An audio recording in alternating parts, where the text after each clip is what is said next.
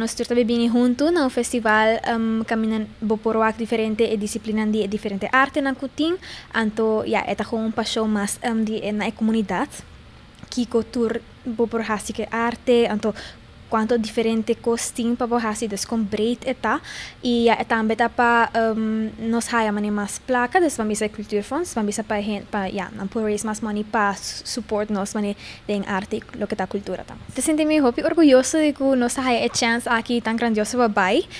eta algo hopi bonita pa nos por share lo que ta nos paixão com ta ballet ja na nos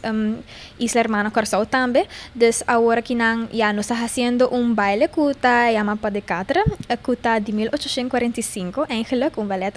bastante avançado, pero ainda no cine, então nós queda conectada em dia de hoje. É ballet que agora criar para 13, vamos dizer, 4 bailarinas mais grandes de full tempo, junto, então assim na traja baile que está mais em romantic style. Total nós está 7.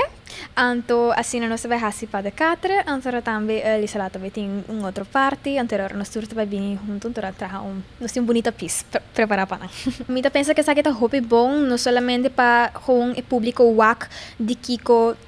tour arte por oferecer, sino solamente para jovens também WAC Kiko tour não por hasi, então como bisa nos tour tem algo caminho nos por nos mesmo paixão e algo nos pode dedicar tempo na je porta hobby vou pobai mais leu denje pero é sempre algo para botin cerca bo antor bandi bom também hai que hobby bom para ku hobby desde chiquito tem a grande tour para desfrutar de festival que antora é algo hobby bom para se ter uma comunidade junto, não? Número de evento tá cosecha cultural, caminha também é pública por experienciar diferente disciplina entre outro baile, nós mesmo vendo com ballet, também tem também tango, por exemplo, que tá bom de baile, também tem música, também tem ópera, também tem também poesia, dus também tem echt tique de turcos, então também tem kids workshop, muito na time por atender e também tem pintura, dus arte de verdade.